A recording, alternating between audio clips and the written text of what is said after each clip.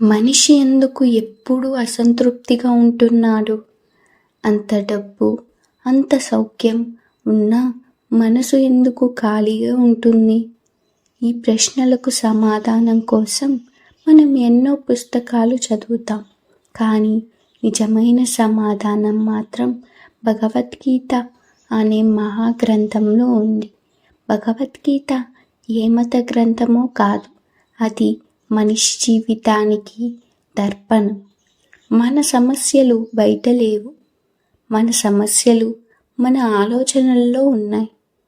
ఒకడు చెబుతాడు, అతడికి అన్నీ ఉన్నాయి, నేను ఎందుకు ఇలా?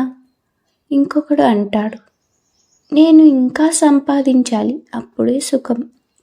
కానీ భగవద్గీత చెబుతోంది, సుఖం సంపాదనలో లేదు, శాంతి అవగాహనలో ఉంది. మనిషి తన నిజస్వరూపాన్ని తెలుసుకోకపోవడమే అజ్ఞానం. ఆ అజ్ఞానం వల్లే ఆశలు, భయాలు, ఈర్ష్యలు పుడతాయి. భగవద్గీతలో అత్యంత శక్తివంతమైన వాక్యం కర్మణ్యేవాధికారస్తే మా ఫలేషు కదాచన. అర్థం ఏమిటి?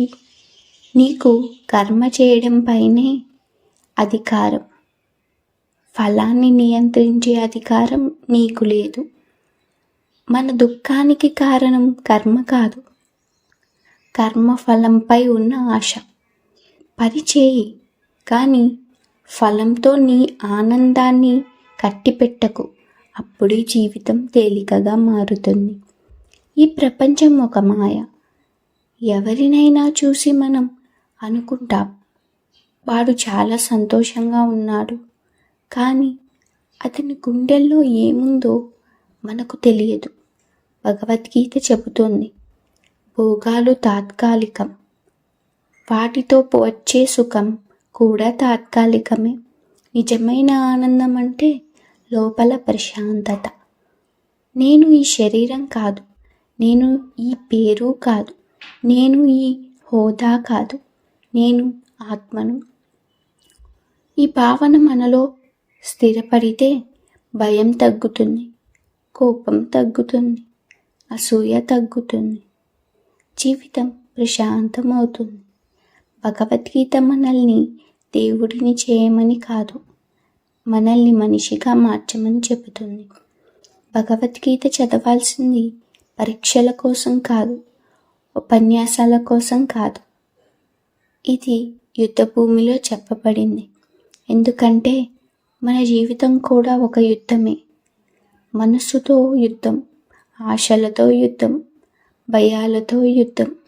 ప్రియమైన వారలారా, భగవద్గీత ఒక పుస్తకం కాదు, అది జీవనశైలి. ఈ ఒక్క వాక్యాన్ని జీవితంలో పాటించండి. జరిగేదంతా మీ మేలు కోసమే. అప్పుడు బాధ బోధగా మారుతుంది, ఓటమి పాఠంగా మారుతుంది, జీవితం పండుగలా మారుతుంది. ధన్యవాదాలు. ఇలాంటి ఆధ్యాత్మిక విషయాల కోసం మన ఛానల్ను సబ్స్క్రైబ్ చేసుకోండి. నచ్చితేనే ఈ వీడియోని లైక్ చేయండి.